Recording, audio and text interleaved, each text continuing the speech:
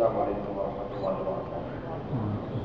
الحمد لله رب العالمين، والصلاة والسلام على إمام الأنبياء والمرسلين وعلى آله وأصحابه والتابعين لهم بإحسان إلى يوم الدين. الحقيقة كنت قد دورت كلمة في نفسي، لكن هذا المنبر يأبى التغيير وأبت الكلمة إلا أن تكون مستجابة بناء على ما سمعت من ذرائي المشايخ الفضلاء الذين سبقوني في هذا المنبر. أبدأ حقيقة بإشارة لطيفة ذكرها الإمام الشاطبي عليه رحمة الله في كتاب الاعتصام. ذكر حديث الافتراق الشهير: تفترق أمتي على 73 فرقة. ثم سأل سؤالا، قال: لماذا لم يسمي النبي صلى الله عليه وسلم هذه الفرق؟ وأجاب عن هذا السؤال قال: سترا على هذه الأمة، سترا على هذه الأمة. كلمة لطيفة جدا تدل على أن هذا الحديث النبوي الذي أصبح حجة لتفريق الأمة كان مراد النبي صلى الله عليه وسلم بذكره التحذير من التفريق، وليس السعي إلى تفريش فروق يدعى أنها منهجية بدعوى تحقيق النبوة النبوية.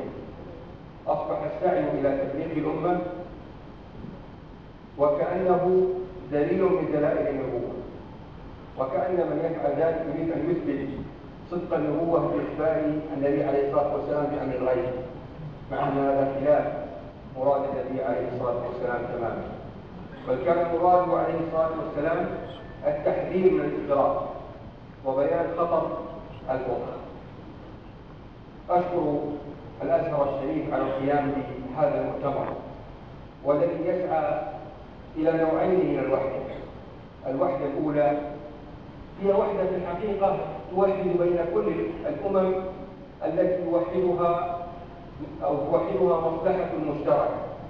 نجد أمما مختلفة بأديان مختلفة ربما اتفقت واتحدت كلمتها سياسة واقتصادا وغير ذلك، لأنه يوحد بينها اتجاه واحد أو مصلحة واحدة.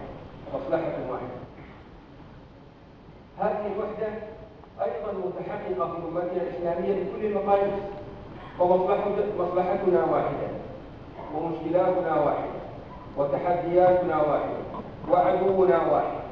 فكان ينبغي أن يوحد بيننا هذه الوحدة المصلحية في أقل الأحوال، وهي للأسف الشديد غالبة حتى عند كثير أو بعض من يتكلمون بلسان الوعظ والإرشاد والتعليم في بعض الأحيان.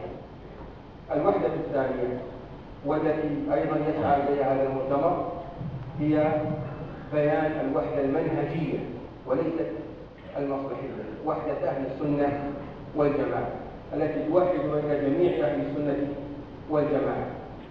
المشكلة في رأيي، وإن كان هذا قد يكون من نتائج المؤتمر، لكن المشكلة عندما نضيق معنى المنهج ونجعل الخلافات الفرعية أصلية أو الخلافات اللفظية حقيقية.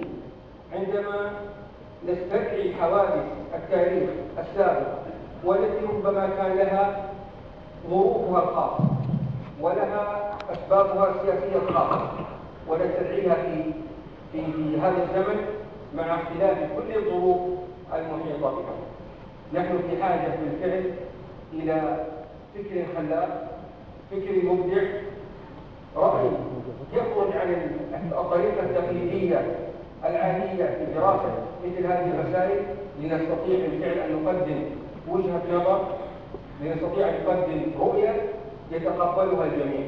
نحن نحتاج أن نختلف الفصول المغلقة التي لا تريد إلا أن تسمع من قوائمها، لا تريد أن تسمع إلا من بعضها ومن نفسها. نريد أن نختلف هذه الفصول، ولا يمكننا أن نختلف هذه الفصول إلا بكلام علمي مؤصل يبين حاجة هذه الأمة إلى وحدة مصلحية وإلى وحدة منهجية وإلى توسيع نطاق الوحدة المنهجية بالعلم وليس الكلام الذي يخاطب العواطف فقط، وإنما بالكلام الذي يؤصل أو هو مؤصل على قواعد علمية صحيحة. بهذه الطريقة يمكننا أن نحقق الهدف النبيل الذي من أجله أقيم هذا المؤتمر. أشكر الأزهر مرة أخرى، وأشكر الحضور على إتاحة هذه الفرصة، وصلى الله وسلم على سيدنا محمد والله أعلم.